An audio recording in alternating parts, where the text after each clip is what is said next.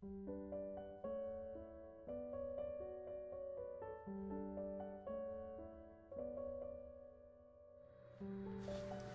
friends, and welcome back to Seasons of Home. So, my small group is having a potluck, so I will be making carnitas, rice, and flour tortillas. And while I do that, I wanted to dive into a powerful verse from 2 Corinthians that speaks to the heart of our relationships and how they shape our walk with God. So, grab yourself a cup of coffee or a cup of tea, and let's dive in.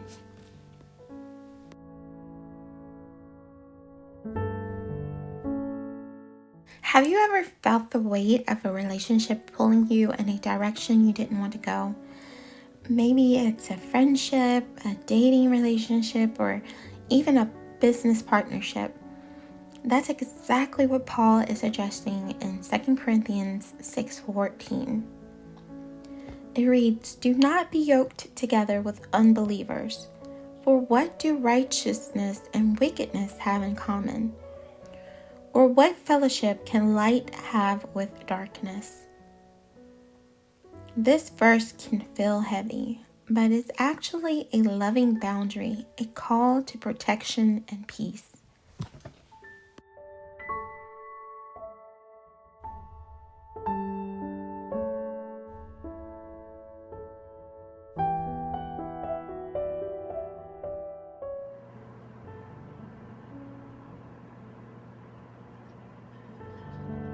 So Paul uses the imagery of a yoke, which is two animals tied together, and they're expected to walk in the same direction, carry the same load, and work in unity. But if one animal is weaker or unwilling to move, the whole process becomes strained and ineffective. It's a picture of what happens when we bind ourselves closely to someone who is not walking with Christ. Now, this doesn't mean that we avoid or reject unbelievers, because we are called to love them deeply. But when it comes to the closest relationships, the ones that shape our decisions, our homes, our hearts, we are called to unity in faith.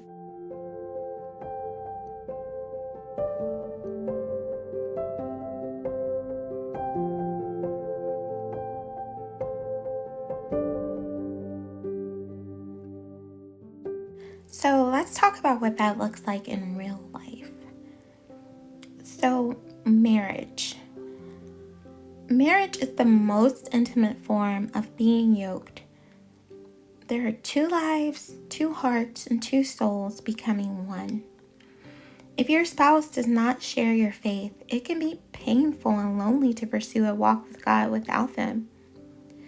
Decisions about prayer, worship, raising children, and even finances can become battlegrounds. God's command here is a gracious boundary, a way to protect your heart and home. And if you're already married to an unbeliever, Paul also gives us encouragement in 1 Corinthians 7:13-14 to remain in the marriage and be a witness of Christ's love.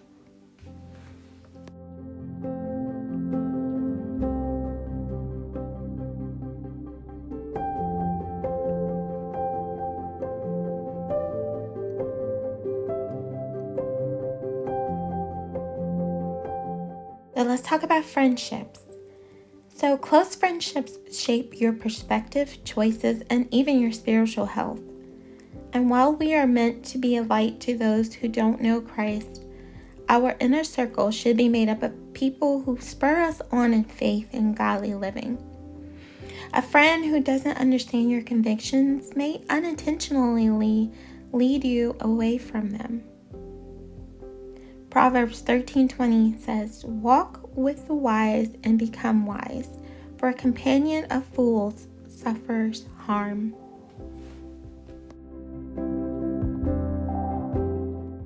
Then we have business and ministry partnerships. Sharing a mission or business with someone who doesn't value honesty, integrity, or biblical principles can lead to serious ethical conflicts. God cares not just about what we do, but how we do it, and with whom. Amos 3, verse 3 says, "Can two walk together unless they are agreed?" Then there's dating and courtship. Romantic relationships are a powerful form of influence. Being unequally yoked in dating often leads to heartbreak.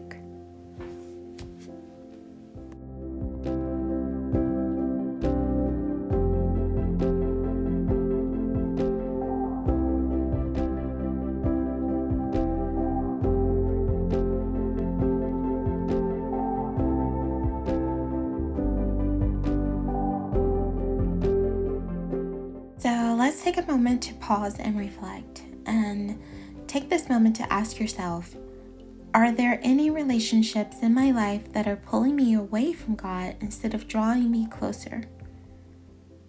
And number 2, are you seeking God's guidance in choosing friends, mentors, or partners who will walk in step with your calling? And number 3, how can you love with witness to unbelievers without becoming yoked in ways that weaken your faith?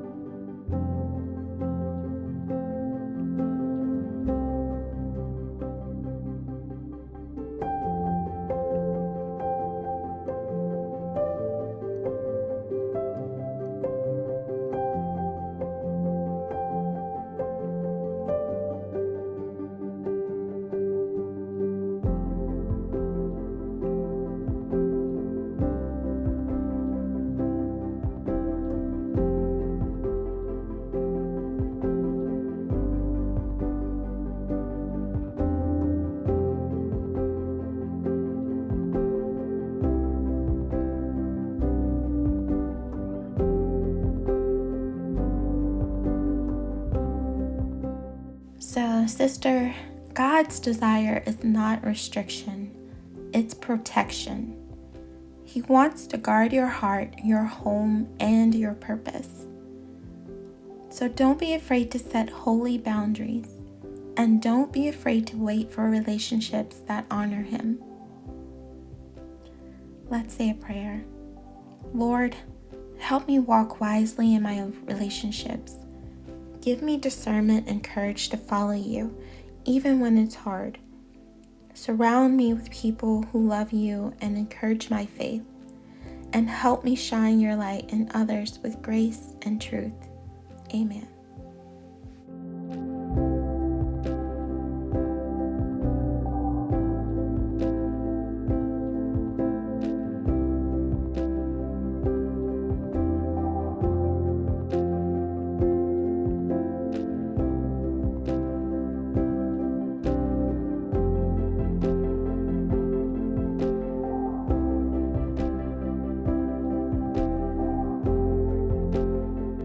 Thank you so much for watching, and if this encouraged you, please don't forget to like, subscribe, and share.